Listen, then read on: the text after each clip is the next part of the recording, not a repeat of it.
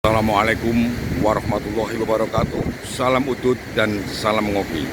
Kembali bersama Om Bob dalam telusur dan tutur sejarah. Kawan-kawan sekalian, sesuai dengan janji Om Bob ketika Om Bob menelusuri sejarah Kabupaten Tegal, khususnya di Bendungan Danau Warik. Om Bob saat ini berada di sebuah sungai, tepatnya di hulu sungai atau Kali Bodri. Saat Om Bob di Tegal, Om Bob menyampaikan bahwa landscape Bendungan Danau Warik ini hampir sama dengan landscape sebuah kawasan di Tlatah Kendal, yaitu di hulu Sungai Bodri. Inilah landscape hulu Sungai Bodri, di mana di kawasan hulu ini terdapat sebuah bendungan juga. Inilah Bendungan Zuwiro.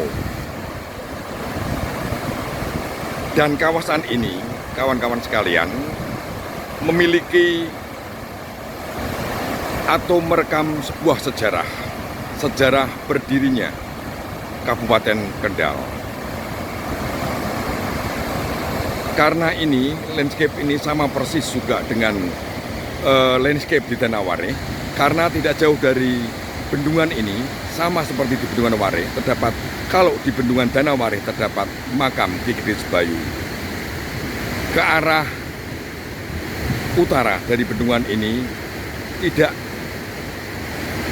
lebih dari 400 meter terdapat makam beliau Pangeran Benowo dengan 3 orang pengikutnya. Hampir sama persis dengan landscape di Bendungan Danau Warik. Dan sungai ini juga pernah disodet oleh Pangeran Benowo dengan 4 pengikutnya, termasuk Ki Ageng Cempalo atau Ki Bahu, untuk membuka kawasan pemukiman di wilayah ini. Dan ini adalah aliran irigasi dari Bendungan Zuwiro. Ya, nanti kita lihat di sana. Dari dekat Bendungan Zuwiro, kawan-kawan sekalian. Ini ada 2 aliran sodetan Kali Bodri ini. Itu yang menuju ke Desa Triharjo, Kecamatan Gemu Kendal. Sementara ini aliran yang di bawah ini yang menuju ke Desa Pekuncen, Kecamatan Pegandon, Kabupaten Kendal.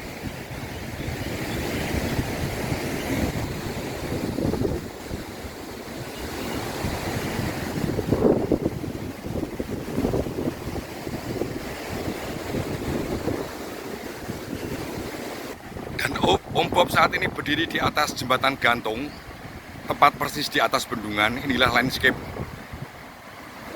hulu Kali Bodri yang nanti sungai ini memisahkan antara Kecamatan Cepiring dengan Kecamatan Patebon, Sungai Bodri ini. Ini menuju ke hilir, sementara ini hulunya, kawan-kawan sekalian.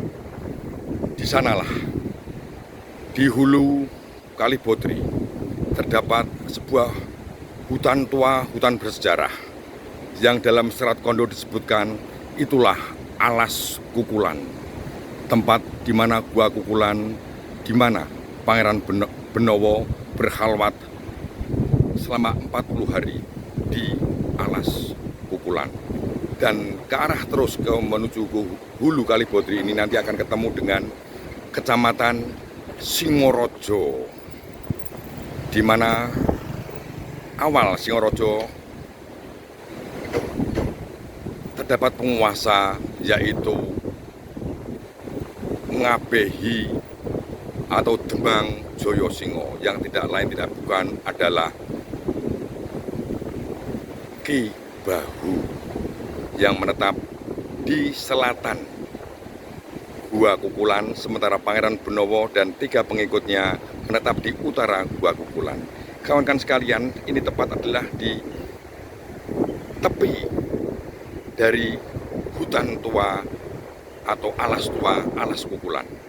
Om Bob akan bincang-bincang terkait dengan seputar sejarah Kali Bodri, bendungan ini dan alas Kukulan di tepi hutan Kukulan. Karena dari jalur ini nanti terus ke selatan akan tembus dengan alas Kukulan atau hutan Kukulan itu.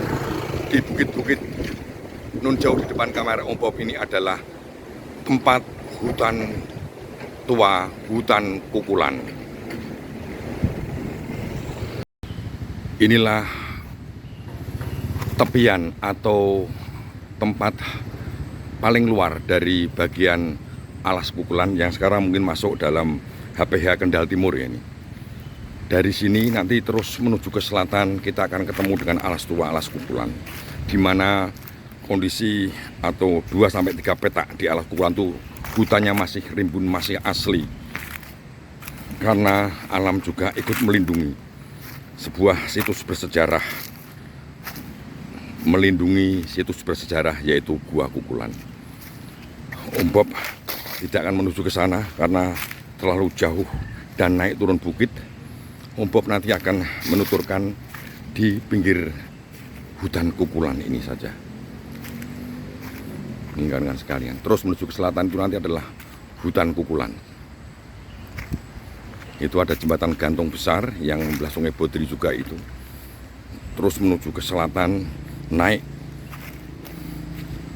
bukit, nanti kurang lebih perjalanan sekitar, kalau dari sini Om Bob pernah berjalan kira-kira 1,5 sampai 2 jam berjalan kaki ke alas Kukulan. Baik kawan-kawan sekalian, Om Bob akan menuturkan dari tempat yang sejuk dan rimbun ini. Assalamualaikum warahmatullahi wabarakatuh. Salam udut dan salam ngopi kawan-kawan sekalian. Wah, nikmat sekali kawan-kawan sekalian. Di sore yang sejuk dan teduh ini, Om Bob menjumpai kawan-kawan sekalian dalam telusur dan tutur sejarah. Kawan-kawan sekalian, sesuai dengan janji Om Bob saat berada di Tegal, khususnya saat Om Bob menelusuri bendungan Danau Warih peninggalan dari Ki Gede Sebayu, Om Bob menyampaikan bahwa landscape bendungan Danau Warih di hulu Kalikung sama persis dengan landscape di hulu Kali Bodri, Kabupaten Kendal. Dan saat ini Om Bob berada di hulu Kali Bodri, tidak jauh dari bendungan Juwiro. Samping kiri Om Bob ini persis adalah Kali Bodri dan bendungan Juwiro ada di samping kiri. Dan di belakang Om Bob ini Om Bob berada di pinggiran sebuah hutan tua. Ini adalah bagian dari alas atau hutan Tegalayang dan alas Kukulan. Seperti yang ditulis di dalam Serat Kondo yang dicuplik oleh sejarawan Amin Budiman dan oleh KRA Hamaminata menjadi dasar sebuah buku.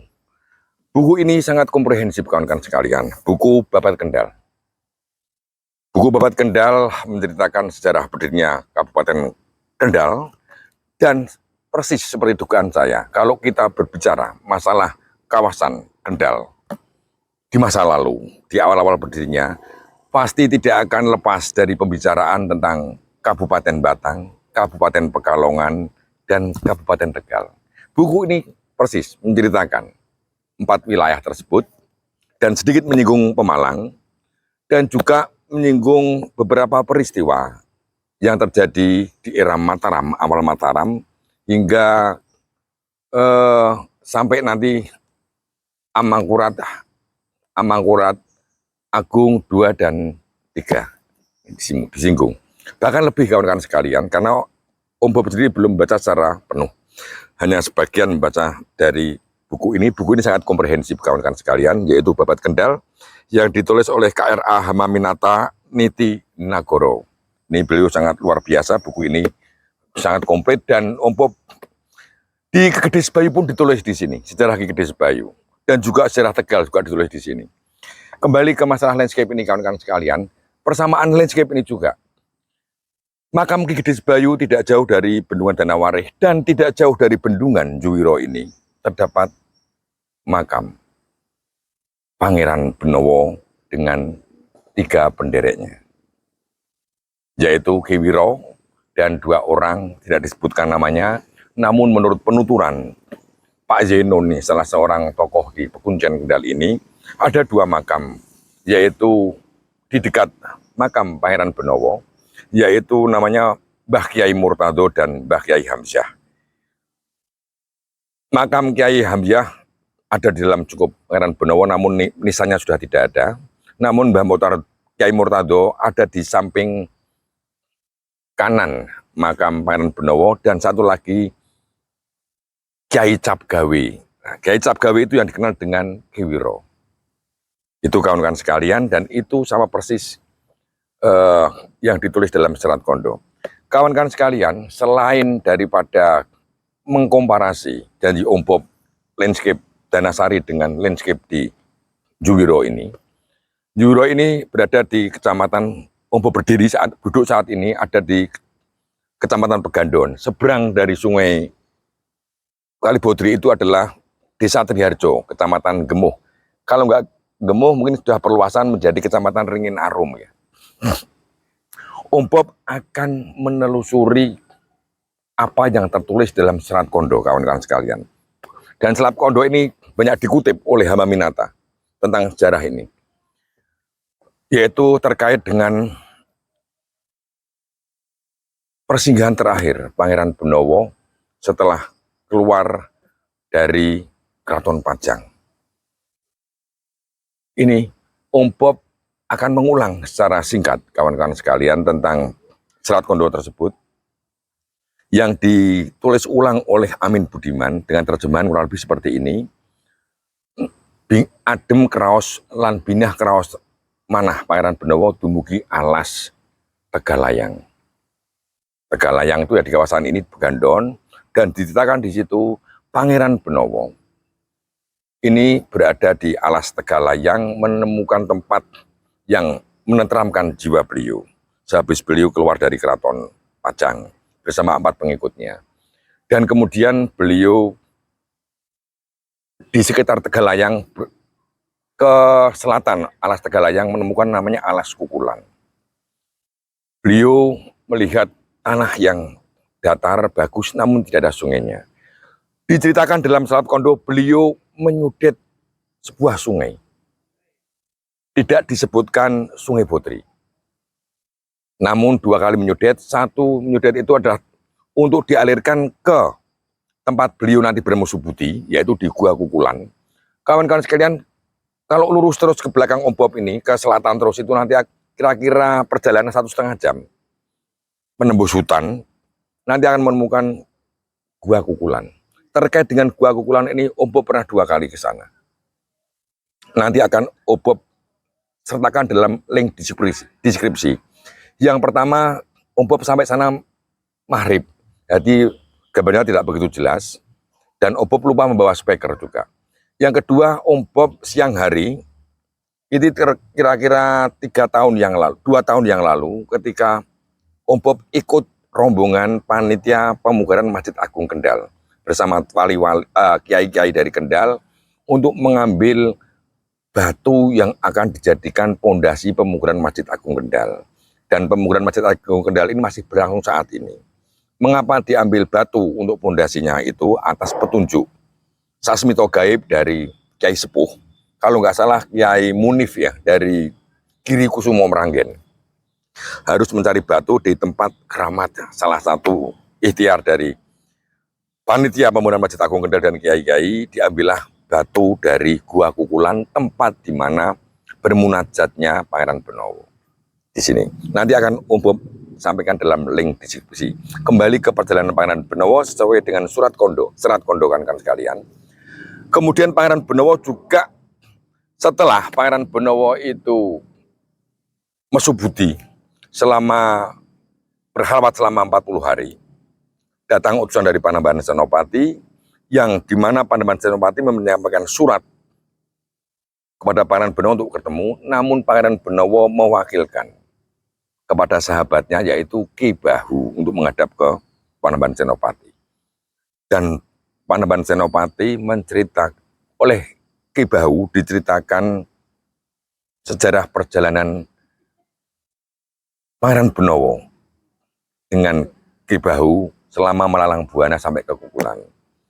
Dan oleh Panembahan Senopati diperintahkan kepada Ki Bahu untuk meneruskan buka kawasan di tempat Pangeran Benowo agar menjadi sebuah pemukiman yang ramai, dan hasil daripada membuka hutan itu tidak perlu diserahkan ke Mataram namun untuk menghidupi Pangeran Benowo. Setelah itu kawan-kawan sekalian, oleh Pangeran Benowo memerintahkan Ki Bahu untuk tinggal di selatan Gua Kukulan. Selatan Gua Kukulan itu berarti arah Singorojo. Karena Ki Bahu itu nanti mendapat anugerah dari Panembahan Senopati dengan gelar Ngabehi Baurekso. Beliau menjadi Demang Singorojo dengan gelar Ngabehi Joyosingo. Sedangkan Pangeran Benowo bersama dengan 3 pengawalnya berjalan ke utara Gua Kukulan, ya di kawasan ini, dan menyudet lagi sebuah sungai. Ya sungai, tidak disebutkan Kalibotri, untuk mengaliri sawah tempat beliau nanti akan bermukim, ya namanya sekarang Pekuncen. Disebutkan dan di sini. Dan beliau tinggal di utara Gua Kukulan dengan menyudet sebuah sungai dan tinggal di kawasan yang disebut dengan Praan. Karena apa? Banyak orang marak sowan kepada Pangeran Benowo untuk bertempat tinggal dan untuk berguru agama dengan Pangeran Benowo. Dan sampai disebutkan dalam serat kondo tersebut, beliau Pangeran Benowo berada di Praan yang sekarang masuk desa Pekuncen hingga sedo beliau. Makam beliau ada di belakang masjid Pekuncen. Diceritakan oleh dalam serat kondo, Pangeran Benowo sedo wonten ing Praan dan dimakamkan di timur ya, di timur, di sakilenipun Praan ya Pekuncen itu. Itu dalam serat kondo kawan-kawan sekalian. Jadi banyak makam Pangeran Benowo. Namun berdasarkan serat kondo dan kemudian sejarah berdirinya Kabupaten Kendal, Pekalongan, Batang, kemudian Tegal, menunjukkan bahwa makam beliau Pangeran Benowo benar-benar ada di Pekuncen Kendal. Dan ini pernah Om Bob sampaikan, perjelas dalam konten Om Bob tentang makam Pangeran Benowo. Nanti akan Om Bob sertakan juga tentang Pangeran Benowo. Kalau kawan-kawan belum sempat melihat, karena konten ini Om Bob unggah setahun yang lalu. Ketika awal Om Bob membuat sebuah konten. Om Bob tidak mengatakan bahwa Bendungan Juwiro ini beliau Pangeran Benowo yang membuat. Karena menurut data dari Balai PSDA, Sungai Bodri dan Sungai Kalikuto, bendungan ini dibuat di zaman kolonial tahun 1885. 1858 oleh pemerintah kolonial Belanda. Namun Om Bob punya keyakinan pemerintah kolonial Belanda memilih tempat ini mungkin sudah ada sodetan sungai di sini. Siapa yang menyudet? Ya rombongan Pangeran Benowo. Karena dalam serat kondo disebutkan dengan jelas, Pangeran Benowo menyudet sungai besar, tidak disebutkan Sungai Bodri. Kalau nggak salah di serat kondo ini disebutkan Sungai Kunut ya, Sungai Kunut. Dan ini masih kelihatan. Areal sekitar Pegandon, kemudian Kendal, ini dialiri oleh sudetan Sungai Bodri ini. Bahkan nanti ini Sungai Bodri ini juga masuk ke Bendungan Trompo kalau Kendal itu. Ini kawan-kawan sekalian, hati landscape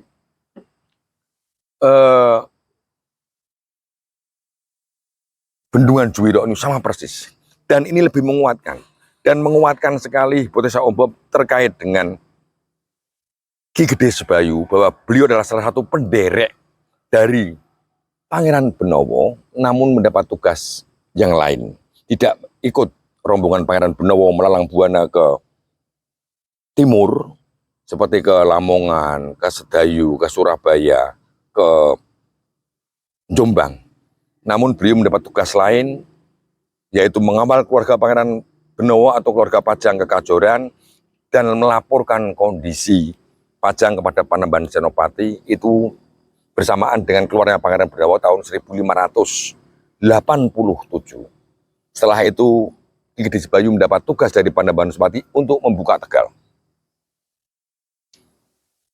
Setelah Tegal dibuka, Pangeran Benawa baru kembali. Menurut Om Bob, melalang buananya Pangeran Benawa dengan 4 sahabatnya ini kurang lebih ya 2-3 tahun. Mungkin sampai di alas kukulan Tegalayang ini 3 tahun dari 1587, mungkin antara 1589-90 berada di sini. Dan mulailah membuka kawasan yang nanti dikenal dengan Telatah Kendal. Karena nanti Pangeran Benawa dengan Ki Bahu ini nanti menemukan pohon besar, pohon Kendal Growong. Dan di tempat pohon Kendal Growong itulah Ki Gede Cempaluk tinggal berpisah dengan Pangeran Benawa. Pangeran Benawa berada di utara Gua Kukulan bersama Ki Wiro dan 2 orang sahabatnya. Sedangkan Ki Bahu ini di selatan Gua Kukulan karena Ki Bahu telah mendapat amanat dari Panembahan Senopati untuk membuka kawasan sendiri yang nanti ikut membantu Pangeran Benawa hingga nanti di zaman Panembahan Anyokrowati. Ki Bahu ini mendapat tugas lain untuk membuka alas Roban atau alas Batang nanti, kemudian diberi tanah lungguh di Kesesi Rejo, Pekalongan paling barat berbatasan dengan Pemalang sebagai sesepuh di sana. Sementara Kendal diberikan kepada putranya yang bernama Joko Bahu, yang nanti namanya Nunggak Semi menjadi Tumenggung Bahu Rekso, Adipati Kendal. Sementara Ki Bahu atau Ngabehi Bahu Rekso Sepuh menanggalkan duniawi, beliau bergelar Ki Ageng Cempaluk. Ini kawan-kawan sekalian, sejarahnya seperti itu. Dan di dalam buku Babat Kendal ini juga disebutkan dengan jelas oleh beliau Pak Hamaminata. Salah satu penderek dari Pangeran Benawa adalah Ki Gede Sebayu. Di sini ada. Jadi Ibu Tasya Ombo benar, antara Ki Gede Sebayu, Ki Ageng Cempaluk, Pangeran Benawa dan para pengikut Pangeran Benawa merupakan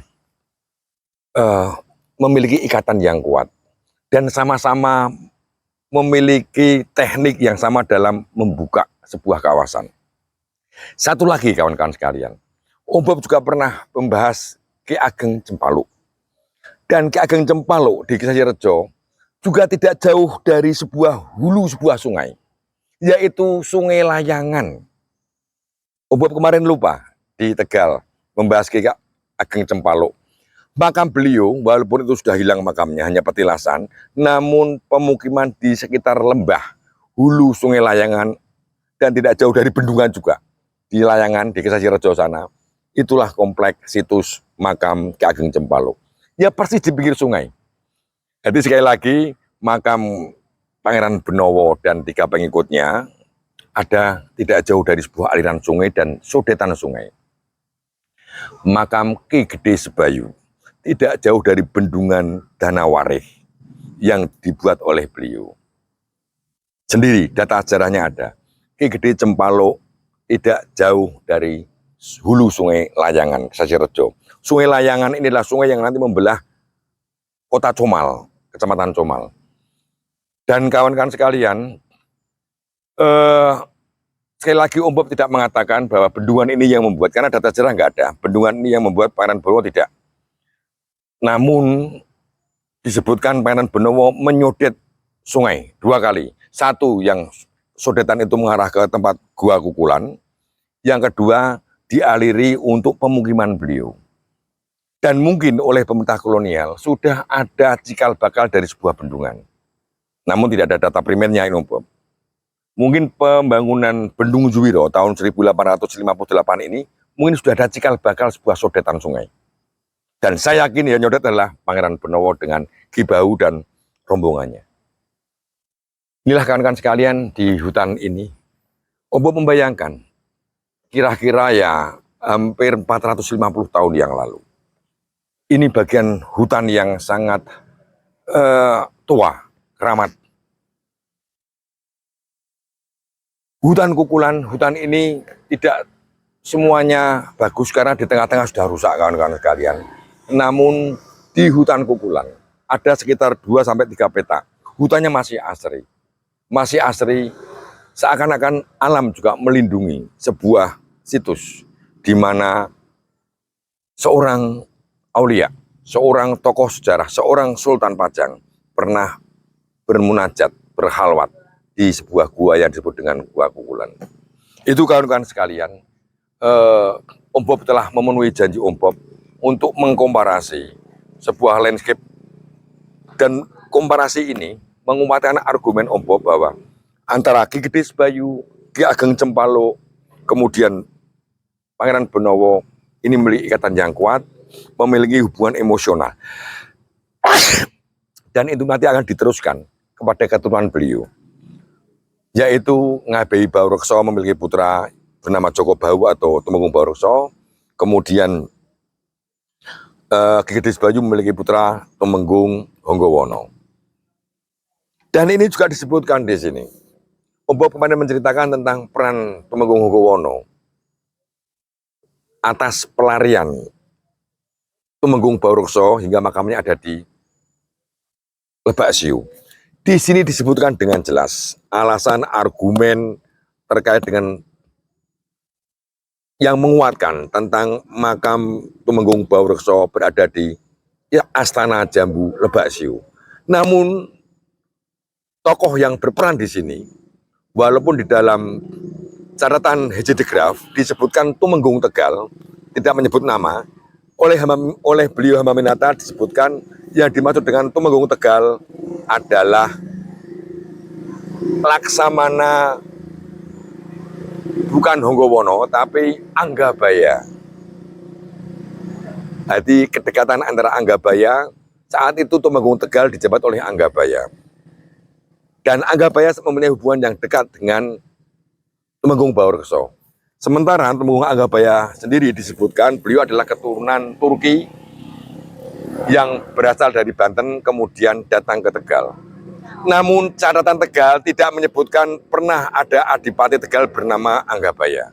Yang ada adalah Ki Gedis Bayu, kemudian Honggowono, kemudian Tumenggung Martoloyo. Hanggawana tidak ada, Danupoyo pun tidak ada.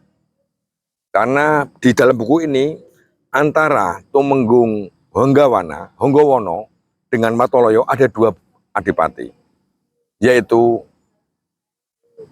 Tumenggung Anggabaya dan Tumenggung Danupoyo. Namun dalam catatan Tegal tidak ada. Itulah kawan-kawan sekalian, sejarah itu memang kita sama-sama kadang tidak lengkap memiliki data-data primer. Data-data primer tentang sejarah itu, namun sekali lagi terlepas dari itu, namun alur sejarah ini harus tepat, harus benar. Alur sejarah. Mungkin banyak salah tahun, salah ini, namun kita harus cerdas mengkomparasi antara logika berpikir tentang periodisasi sejarah. Om Bob juga setuju kalau Tumenggung Tegal itu setelah Honggowono tidak langsung kepada Martoloyo. Karena Martoloyo kalau langsung jabatannya terlalu panjang, 50 tahun jadi Adipati Tegal. Jadi perlu penelitian lagi. Jadi Om Bob sampai kemana-mana, tapi yang jelas fokusnya ini adalah Om Bob telah datang ke sini dalam rangka memenuhi janji Om Bob untuk membandingkan antara pembukaan Babat Tegal dengan Babat Kendal. Sekaligus Om Bob membuktikan, menelusuri apa yang tertulis dalam Serat Kondo yang dicuplik oleh beliau Pak Hamaminata. Serat Kondo sendiri saat ini yang asli itu masih tersimpan di Leiden, University Leiden sana. Disampaikan oleh beliau Hamaminata. Dan sekali lagi ini buku ini cukup komprehensif kawan-kawan sekalian. Banyak sekali mencatat rekam jejak peristiwa-peristiwa sejarah Mataram yang berhubungan langsung dengan Kadipaten Kendal, Kadipaten Batang, Kadipaten Pekalongan, dan Kabupaten Tegal. Itu kawan-kawan sekalian, Umpop mohon maaf apabila ada hal yang kurang berkenan, namun ini Umpop menuturkan berdasarkan literatur yang Umpop baca. Ini babat Tanah Kendal. Dan harapan Umpop memang semua wilayah atau kabupaten ini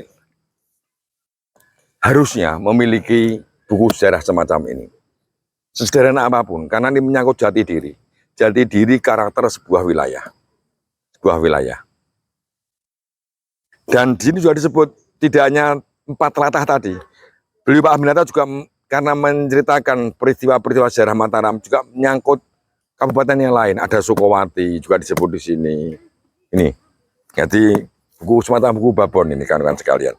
Itu kawan-kawan sekalian yang dapat Umpop sampaikan. Umpop terima kasih atas atensi kawan-kawan sekalian. Dan Umpop mohon maaf apabila ada hal yang kurang berkenan dalam menyampaikan tutur kata ini.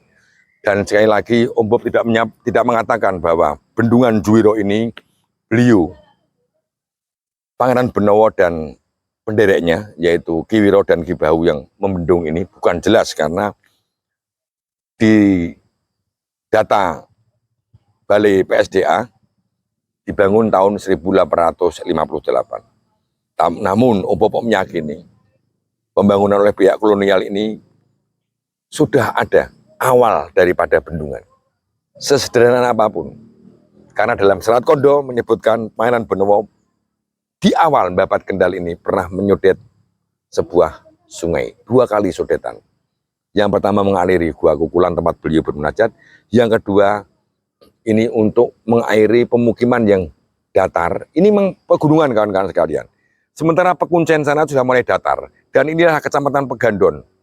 Sampai Kendal itu datar. Ini di hulu Kali Bodri ini adalah Sukorejo.